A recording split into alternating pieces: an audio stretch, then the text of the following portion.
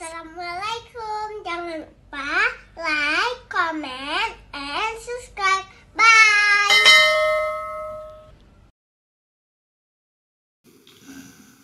Resign dari jabatannya, Lugowo. Padahal orang yang sangat berbakat itu Imam Syafi'i. Dalam bidang hukum itu tidak ada orang yang lebih berbakat dari Imam Syafi'i. Akhirnya Imam Malik minta beliau untuk kembali mengembara nuntut ilmu ke Baghdad. Tinggal di ibu kota Baghdad nuntut ilmu dengan murid-muridnya Imam Abu Hanifah, Imam Abu Yusuf dan seterusnya. Akhirnya beliau pindah lagi ke Mesir. Dan bahkan Bapak Ibu 5 tahun beliau meninggal usia muda, ya 54 tahun. Baru 5 tahun di Mesir sudah begadang-gadang mau melanjutkan kembali perjalanan ke Rabat, ke Maroko. Muridnya kemudian menghujat beliau, "Imam, udahlah, netap aja di sini. Enggak usah safar-safar lagi. Cukup di sini kita ngembangkan ilmu." Dah, kata beliau, kita harus terus safar. Walaupun kita akan mati dalam perjalanan, kita harus terus safar. Sampai akhirnya beliau mendendangkan syair. Terkenal sekali itu di kalangan pesantren, syairnya Imam Syafi'i itu, "Sa'adribu fi tulil ardi wa irtuha ana li muradi wa irtuha fa in talifat nafsi fakana lillahi darruha wa in salimat fakana ruju'un qariba." Sungguh saya akan melakukan perjalanan mengembara dalam menuntut ilmu sampai apa yang aku maksudkan aku temui. Fa in talifat nafsi fakana lillahi darruha. Kalau seandainya saya mati dalam perjalanan menuntut ilmu ini, maka pahalanya di tangan Allah.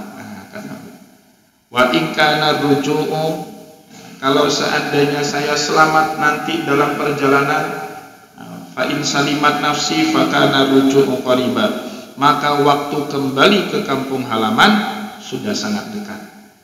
Tapi Imam Syafi'i tidak sempat pergi ke Maroko. Beliau menderita penyakit ambien karena terlalu selama duduk, ya.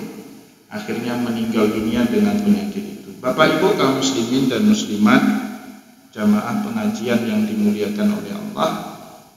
Nah, akhir-akhir ini budaya, kultur, hegemoni ilmu pengetahuan Islam lama-kelamaan mulai terkikis di tengah masyarakat kita. Jadi masyarakat kita itu tidak lagi menghormati orang-orang yang menimba ilmu. Justru di tengah masyarakat kita sekarang yang lagi bersemarak, yang lebih bergelora itu semangat selebritas dan popularitas. Padahal itu semangat koruniyah, bukan semangat Muhammadiyah. Rasulullah SAW tidak pernah membudayakan, mentradisikan popularitas, selebritas. Tapi sekarang di tengah masyarakat kita, Bapak Ibu, yang marak budaya itu.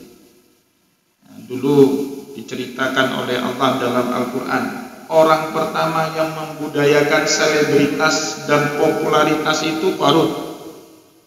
Dialah yang pertama sekali. Fakharaja ala qaumihi fi zinatih. Qarun itu kan dulunya umat Nabiullah Musa, taat dia.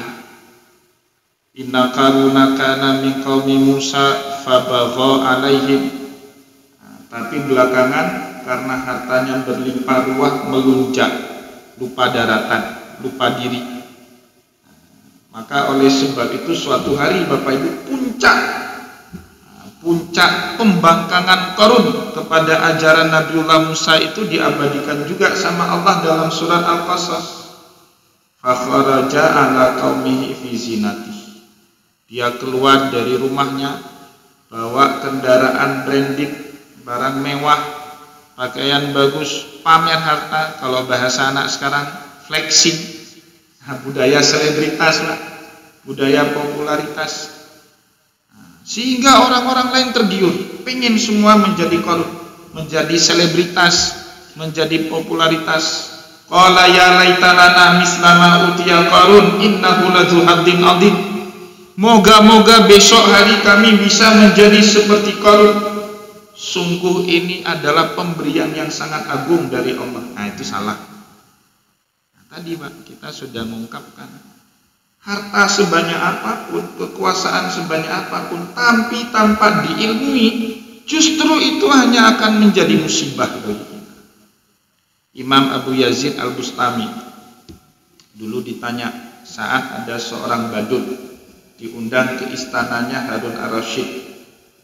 Apa jawaban Imam Abu Yazid Al-Bustami? Orang Turki nyebutnya Bayazid ya, karena beliau memang orang Turki. Kalau di Turki panggilnya Bayazid. Kalau di Arab dipanggil Abu Yazid Al-Bustami. Ketika seorang badut datang ke istana, dia tidak menjadi seorang raja, tetapi istanalah yang berubah menjadi tempat sirkus. Betul kan? Tapi orang berilmu Pak datang ke sebuah gubuk. Gubuk itu lama-kelamaan bisa menjadi bak istana. Itu bedanya orang yang berilmu dengan orang yang tidak ilmu. Dan apa yang dikatakan oleh Bayazid, Abu Yazid Al-Bustami itu faktanya kejadian di zaman kita sekarang. Pelawak dimasukkan ke istana, itu jadi istana jadi tempat stand up komedi itu Pak. Tiba-tiba aja ada sertifikat di laut. Itu kan lawak akhir zaman yang paling lucu itu, ya kan? Kenapa badut masuk istana? Nah, istananya apa, badutnya nggak jadi presiden, tapi jadi tempat sirkus istananya itu.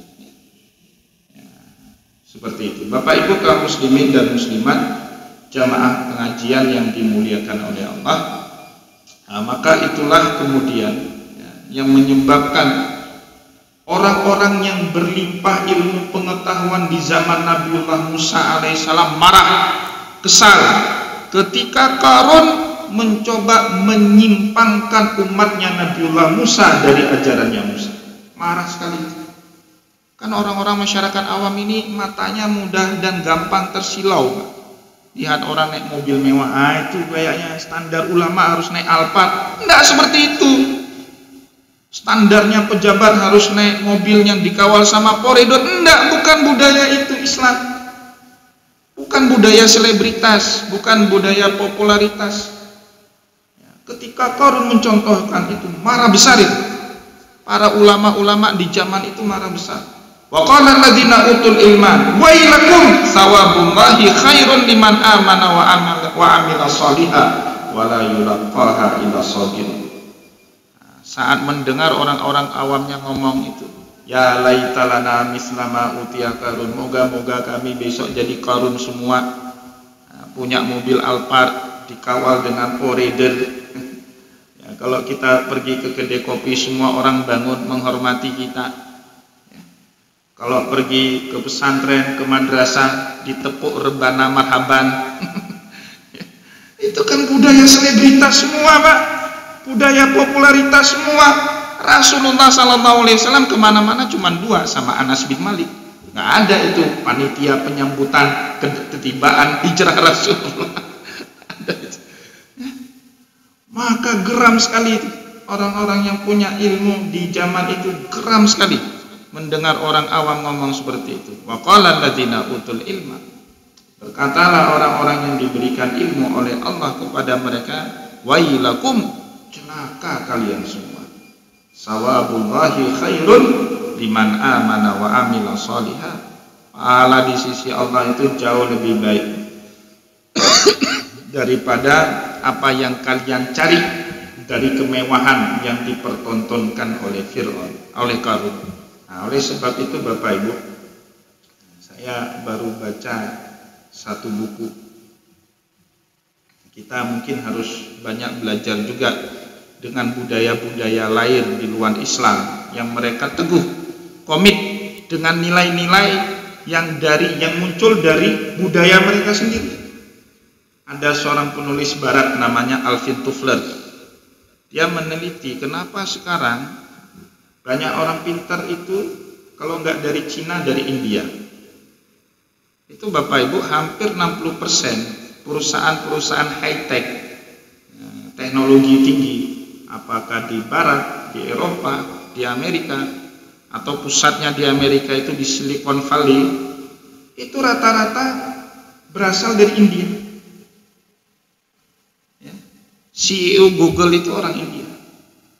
Bahkan istri wakil presiden Amerika yang baru itu, JD Vance itu, istrinya itu orang India. Pemilik Air Asia, Tony Fernandes itu orang India. Orang-orang hebat sekarang Bapak Ibu rata-rata orang India semua. Padahal kata Alvin Toffler, India itu termasuk punya sistem sosial yang sangat diskriminatif kepada humanisme. Kan mereka punya kasta sosial. Islam kan nggak ada Pak kasta sosial itu. Bahkan mohon maaf, cleaning service kakinya lebih terhormat daripada jenderal bintang 4 kalau dia sholat di saf pertama, jenderal bintang 4 sholat di saf kedua. Ya. Tapi di India Pak, itu kan ada kasta sosial. Kok bisa orang-orang India itu sekarang hebat-hebat, well educated, terdidik baik, jadi CEO high tech, ya, pemilik perusahaan multinasional itu rata-rata sekarang orang India, padahal mereka punya kasta sosial. Justru temuannya Alvin Toffler itu Pak, gara-gara sistem sosial inilah orang India itu menjadi hebat sekarang, terpicu untuk terus menuntut ilmu pengetahuan. Budaya India itu, meskipun Bollywood di India Pak, ya kan? Tapi budayanya itu bukan budaya selebritas, bukan budaya popularitas. Budaya orang India itu budaya pendidikan. Acuan mulia atau tidak mulianya orang India sekarang kembali kepada kasta sosialnya, mulia karena ilmu pengetahuan. Nah, coba sekarang Bapak Ibu, dalam kasta sosial India itu yang paling tinggi siapa? Brahma, kaum ulama, pendeta, ilmuwan di situ. Bahkan kesatria, bangsawan, teku, pocut itu di bawah itu, dalam kasta sosial India. Terbalik sama kita orang Aceh. Coba Bapak Ibu kemarin waktu pilkada, baru nyalek aja udah mulia sekali. Udah hebat sekali, padahal nyalek 5 kali gagal Pak. Tapi kayaknya sudah, Masya Allah, hebat sekali. Semua kemana-mana dihormati dia. Ulama pun nggak dihormati lagi, udah nyalek. Padahal gagal nanti Pak, nggak kepilih. Terpilih 5 orang yang milih. Tim sesnya 15 orang yang milih dia. Ya. Tapi di India Pak, kesatria itu, teknokrat, birokrat itu di bawah Brahma. Nggak bisa mereka di atas Brahma itu. Baru kemudian Waisak, kaum saudagar, masih di bawah Brahma itu. Orang kaya, orang punya duit, ya, hartawan, saudagar, entrepreneur, semua di bawah Brahma. Baru yang terakhir, kaum Sudra, budak. Nah, kalau dalam dunia kerja mungkin buruh. Buruh ini Bapak Ibu di India, kalau mau dia mulia, nah, kalau mau naik kasta, dia harus habis-habisan keluar dari gravitasi kebodohannya dengan belajar habis-habisan sehingga dia bisa naik ke kelas Brahma. Itu orang India. Maka Bapak Ibu banyak sekali dulu orang India itu yang Buddha itu biasanya nampak pusatnya, kalau pakai perempuan itu pusatnya nampak itu kaum Buddha. Tapi mereka tahu mereka nggak mungkin jadi ksatria dan juga susah menjadi orang Waisak, modal nggak ada, apalagi di zaman kapitalisme sekarang. Yang paling mudah apa? Pemerintah India memberikan kelonggaran pendidikan. Pendidikan itu murah, diakses, bisa diakses sama semua orang. Ya, bukan kayak kita sekarang, Pak. Sekolah mahal. Sudah ada BOS, kan ada itu BOS, bantuan operasi sekolah. Masih juga kutip uang sama wali murid. Itu tidak benar. Tidak benar, paling tidak benar. Pendidikan di Aceh itu paling tidak benar sekarang. Ada BOS, masih juga ada kutipan liar. Bahkan India lebih muslim daripada Aceh dalam urusan pendidikan Pak sekarang. Orang India itu pemerataan pendidikan di daerah manapun Pak, kualitas pendidikannya sama. Kalau kita orang Simelu dengan Banda Aceh beda nggak? Jauh Pak. Saya di kampus itu kalau mahasiswa Simelu masuk di semester pertama Megang Excel aja nggak paham mereka, paling bisa Word, belum lagi program komputer yang lain. Jauh Pak, nggak ada pemerataan infrastruktur apalagi. Sedih kemarin saya lihat berita Pak, di PD Jaya ada yang lesehan belajar di sekolah, ya kan? Di sekolah SD Pak, lesehan belajar. Mana otsus itu? Apa kita udah jadi negara merdeka? Belum, sudra mental kita Pak, budak mental. Bahkan orang sudra di India pun ngerti kalau mereka mau maju itu mereka harus berusaha sesungguh mungkin keluar dari gravitasi kemiskinan, dari gravitasi kebodohan dengan cara belajar sungguh-sungguh sehingga mereka terhormat menjadi kaum Brahma. Itu di India. Tapi kalau orang Buddha ini tetap mentalitas budaknya, dia tidak bisa menghamba kepada Brahmane, ke Brahma, tetapi bakti mereka itu ke Sudra atau ke Waisa atau ke Kesatria. Nah, jadi coba lihat Bapak Ibu yang dimuliakan oleh Allah, orang yang pengabdiannya kepada harta, orang pengabdiannya kepada kekuasaan, budak dia. Orang Sudra kalau mengabdinya kepada Waisa, mengabdinya kepada Kesatria, tetap jadi budak. Tapi kenapa Kesatria dan Waisa di India jadi terhormat? Karena mereka terus mengabdikan kekuasaan mereka, terus mengabdikan kekayaan mereka kepada pendidikan, kepada kaum Brahma. Yang buat sekolah-sekolah hebat di India itu siapa? Saudagarnya Pak. Yang buat kebijakan-kebijakan yang berpihak kepada pendidikan bagus siapa? Kesatrianya. Jadi mereka tahu gunakan kekuasaan itu untuk apa? Bukan untuk membuat budaya popularitas, selebritas, bukan. Kekuasaan diambil, diperbaiki pendidikannya, maka orang India makin hebat. Harta diambil, dikumpulkan, dipakai untuk memperbaiki sekolahnya, fasilitas pendidikannya, pendidikan di India makin hebat. Di Aceh, badut masuk istana, istananya jadi sirkus. Tidak ada sekolah yang bagus lagi di Aceh.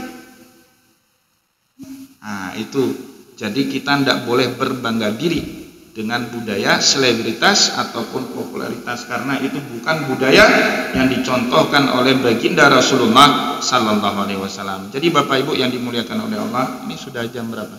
Sudah suruh ini? 4 menit lagi, 4 menit lagi suruh.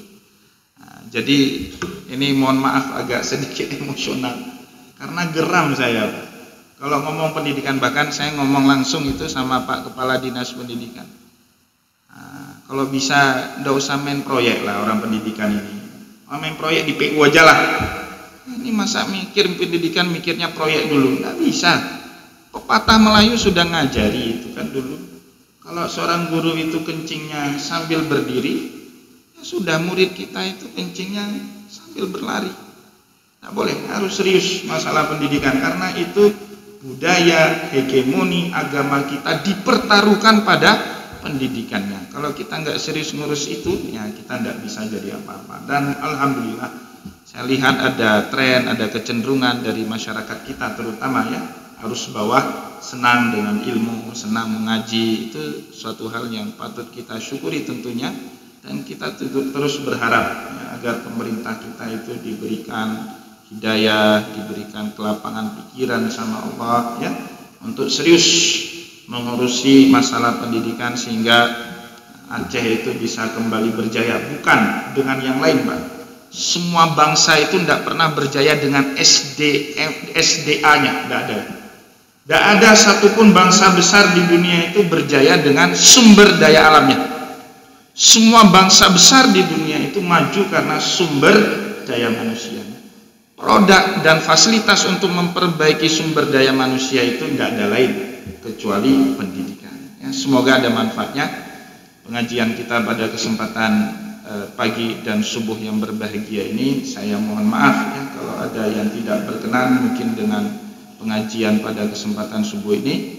Wallahu muwaffiq ila aqwamit thariq wa nasrun minallah fatun karim. Wassalamualaikum warahmatullahi wabarakatuh. Terima kasih.